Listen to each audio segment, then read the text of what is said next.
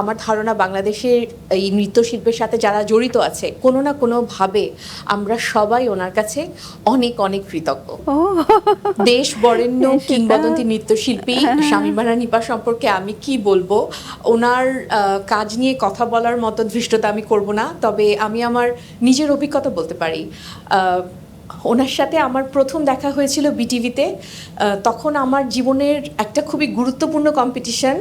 তার আগে দিয়ে আমার মা বিটিভির মেকআপ রুমে শামীমা নিপাকে দেখে খুবই এক্সাইটেড হয়ে গিয়েছিলেন এবং ওনার কাছে গিয়ে নাচ সম্পর্কে বিভিন্ন রকমের পরামর্শ নিয়েছিলেন আমার মনে আছে।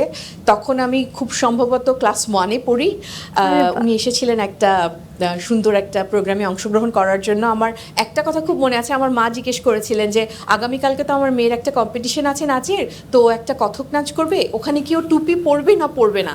তারপরে আমার মনে আছে যে ওনারা নাচের বিভিন্ন ঘরানা নিয়ে অনেক কথা বলেছিলেন ইত্যাদি ইত্যাদি, এবং তার পরের দিনই আমার গুরু শিবলি মোহাম্মদের সাথে আমার প্রথম দেখা হয়েছিল। আর নিপান্টির কথা আসলে বলে শেষ করা যাবে না। ওনার সাথে আমি বহু অনুষ্ঠানে অংশগ্রহণ করেছি, ওনার সাথে আমি বিদেশে ট্যুর করেছি। শুধু একজন গুরু হিসাবে না, উনি আমাদেরকে কখনো বোনের মতো আদর করেছে, কখনো খালার মতো আদর করেছে, কখনো মায়ের মতো যত্ন করেছে। আমার ধারণা বাংলাদেশের এই নৃত্যশিল্পের সাথে যারা জড়িত আছে কোনো না কোনোভাবে আমরা সবাই ওনার কাছে অনেক অনেক কৃতজ্ঞ। সুস্থ থাকবেন, অনেক অনেক বছর আমাদের মাঝে থাকবেন, এই কামনা করি।